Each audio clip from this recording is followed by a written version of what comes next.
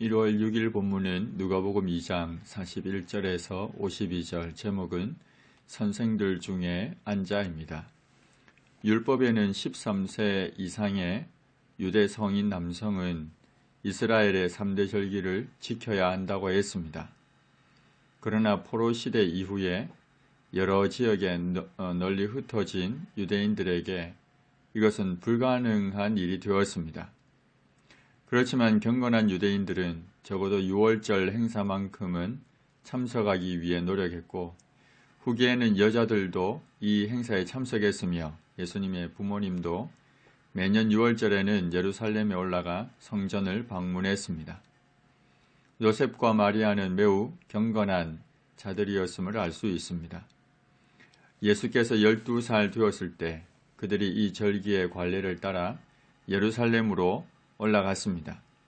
유대 사회에서는 13세가 되면 책임 있는 사회 구성원으로 인정되는 의식을 거행해서 회당의 회원이 될 수가 있었고, 1, 2년 전에 예루살렘 성전에 미리 올라가서 행동들을 배우기도 했습니다.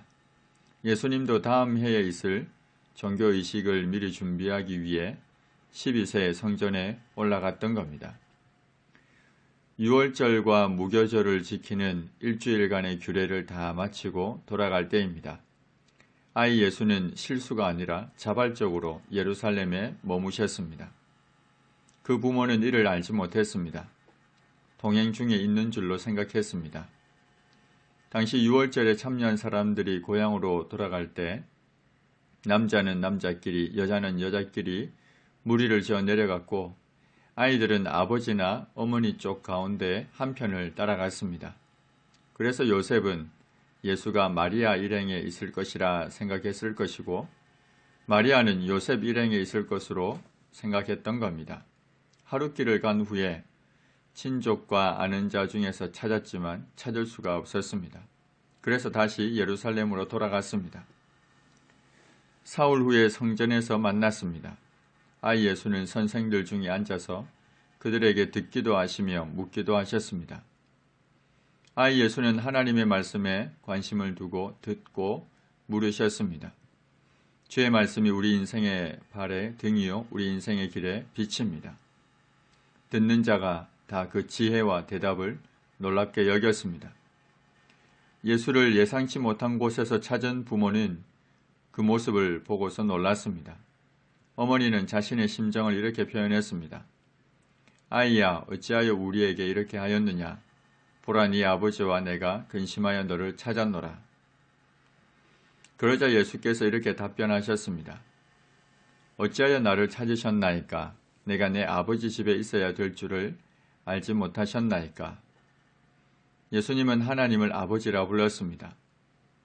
아이 예수는 이미 이때에 육적인 부모의 관계를 초월해서 감당해야 할 하나님께서 맡겨주신 구원 사역에 대해 인식하고 있었던 겁니다.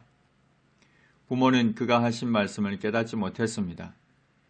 소년 예수님은 부모와 함께 내려가 나사렛에 도착했고 부모님을 순종하여 받드셨습니다.